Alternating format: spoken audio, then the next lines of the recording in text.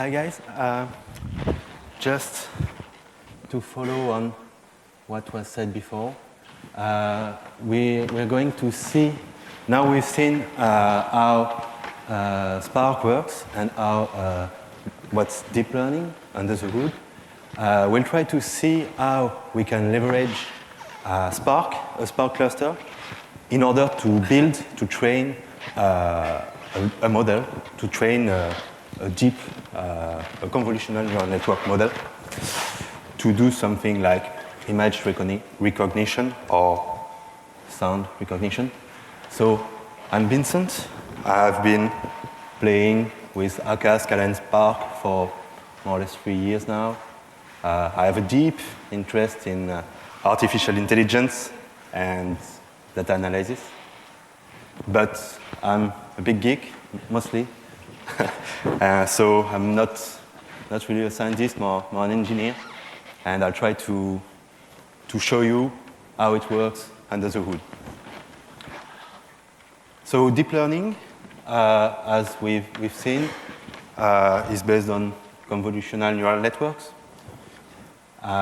Many applications, image analysis, image generation. You can train a model and generate an image, train a model with Van Gogh paintings, and then generate a new image with based on a cat, image of a cat input, a Van Gogh cat. Or you can also play games, play Go like an expert, or learn Go.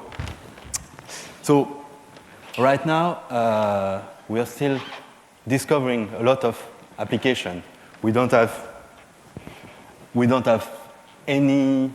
know everything that can be done. Everything is still to be discovered. And if you want to train a model on your laptop, on your machine, you will need first, and before all, you will need a lot of time, because it might take weeks, months to train. You will need a lot of computing power, GPU or CPU. For instance, for AlphaGo training, Google used 1,000 CPU plus 170 GPU to train the model during 6 weeks. It took them 6 weeks. So not everyone is Google. Not everyone has this kind of power at their disposal. So how can you do it? From your laptop, for a decent cost, decent amount of money, and within a short time span. You can do that.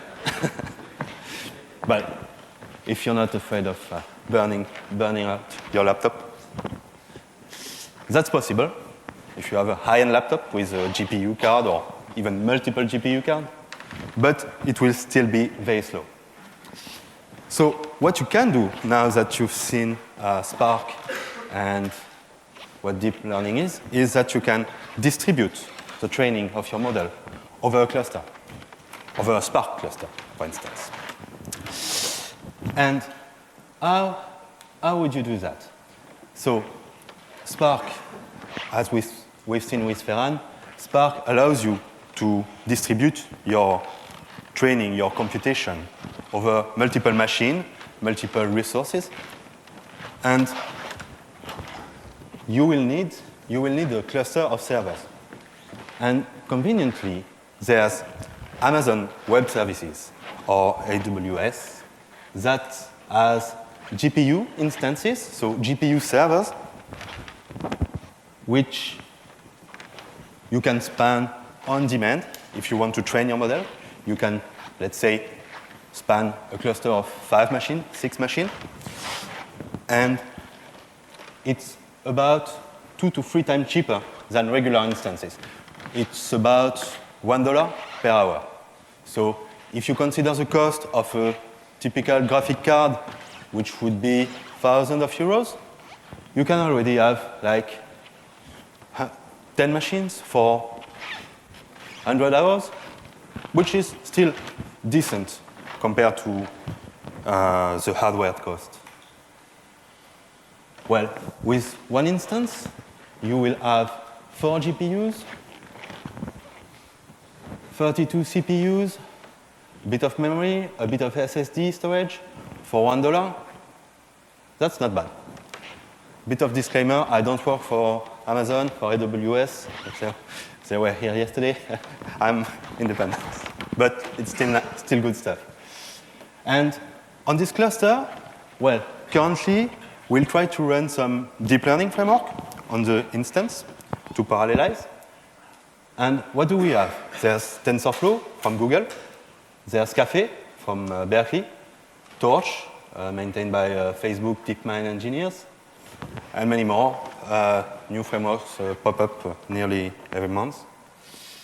But let's focus on Caffe, because it has some advantages. It's built in C++, so it's quite fast. It has been around for a few years, I think now. It's optimized for, it uses CPU and GPU very efficiently. It's very fast.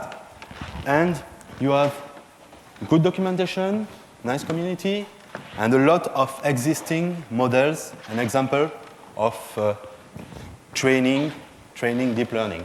So it's quite a good bet. But how do we run Caffe on Spark? Well, to do that, because Spark is Scala or Python, Caffe is C++, so you'll need a wrapper over Caffe. And again, conveniently, there are two wrappers. One that has been developed by Berkeley, which developed Caffe as well, and another one that's called Caffe on Spark, that is developed and maintained by Yahoo engineers, and they use it to power Flickr, to power the image, to do deep learning on Flickr. And even more conveniently, it comes with ready-made AWS images. So you can pop up a cluster already with Caffe pre-installed and ready to run. You only need to get your model and write your code and then run your training.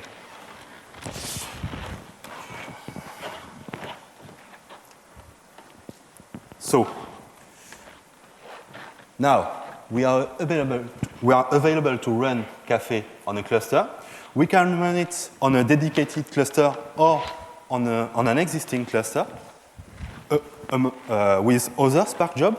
You don't need a specific cluster for deep learning. If you already have a Spark cluster, you can also run it on top of it.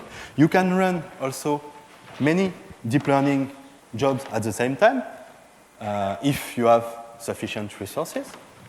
So let's say you want to train multiple models at once and see the results, you can do that. And, well, you can leverage existing Caffe model. And with the new edition with Spark, you can even use SQL, data frames, or LMDB files to feed your model, to train your model, or to do other kind of treatment on your data. You can integrate that to any existing Spark job. So you can integrate deep learning with Spark code. Yes, so basically, the Berkeley implementation uses native Spark driver to communicate with the node, and the Caffe on Spark use a bit of different message passing and peer-to-peer communication to avoid some kind of bottleneck issues for more speed, again. That's not bad. Let's give it a go.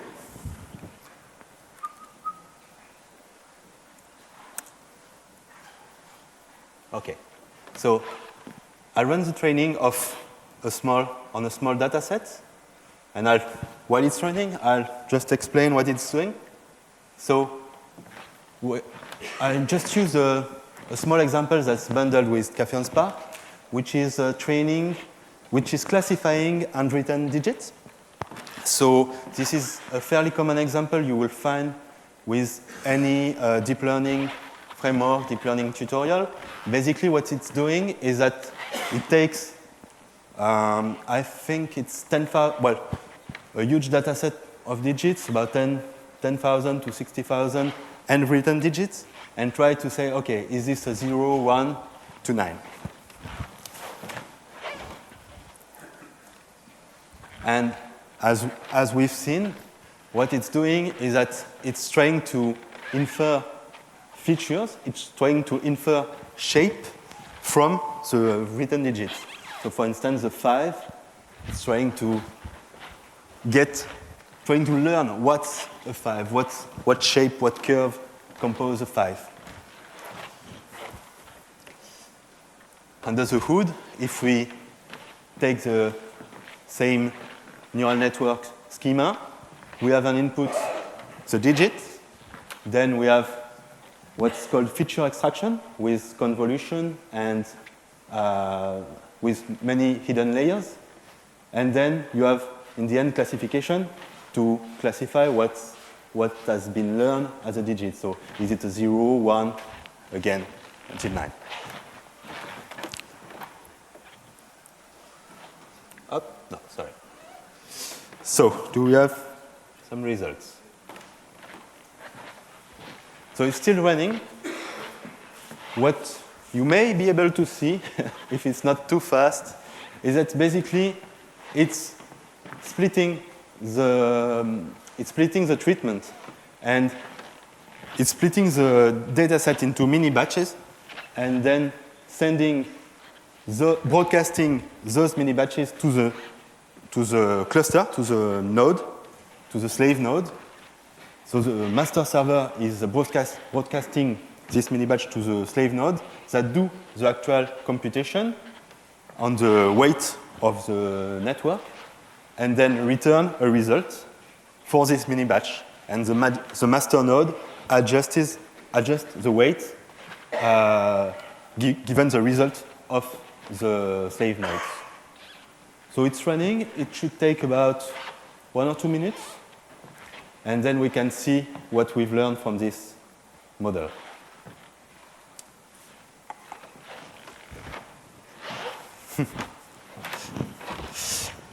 Meanwhile, I've also set up a small Spark notebook.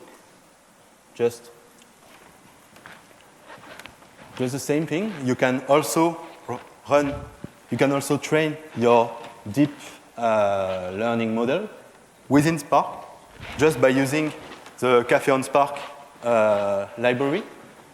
For those who are familiar to Spark, you just need to initialize a Café on Spark context, and then from that, you can get the training source, get the test source, get both data source. Here we take some file, but it could be some SQL data, could be anything. And then we train the model, as highlighted here. And we extract feature in the next step.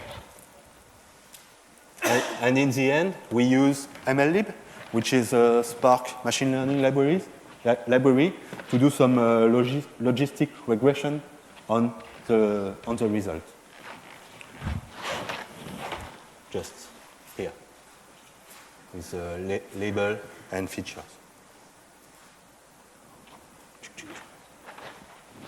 Yes, we are done now. Okay. So, well, it took about 5 minutes. It's a small model. Given a bigger one, it may take a while longer. But still, if you need more instances, if you need more computing power, you just need to pop up more AWS instances. If you need, let's say, 5, 6, 10, 100 servers, and if you have the money, you can just pop up the instances on demand, train the model, and then see the result in about, I don't know, depends of the amount of data you have. And if we want to have a look at the results, sorry.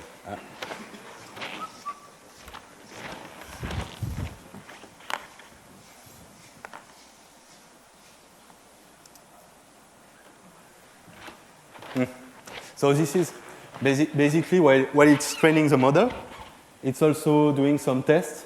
And this is the test output. Well, I have some strange characters, but except for that, you have the sample ID, which is the ID of the image that's trained, the accuracy of the result. Well, here we have 1, which is good. We have the loss and the final label. I have some weird characters, but this is because of my terminal. Otherwise, you can see, maybe you can see the number, the predicted number, 9, 0, 1, 5, etc. And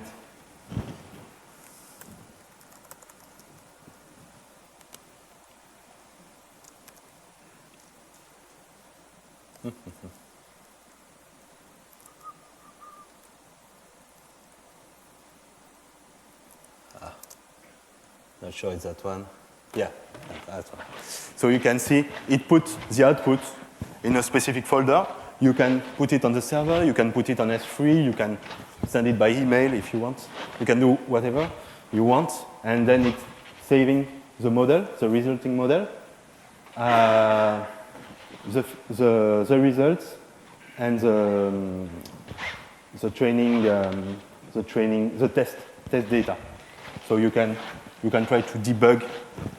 Here it's saving at 5,000 and 10,000 iterations, but you can specify all that.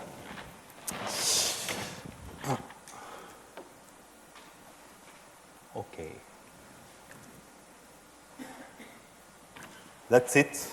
Well, while we've done that on MNIST, we could do that on possibly any data set given a few hours of work. Thank you. Thank you very much, Vincent.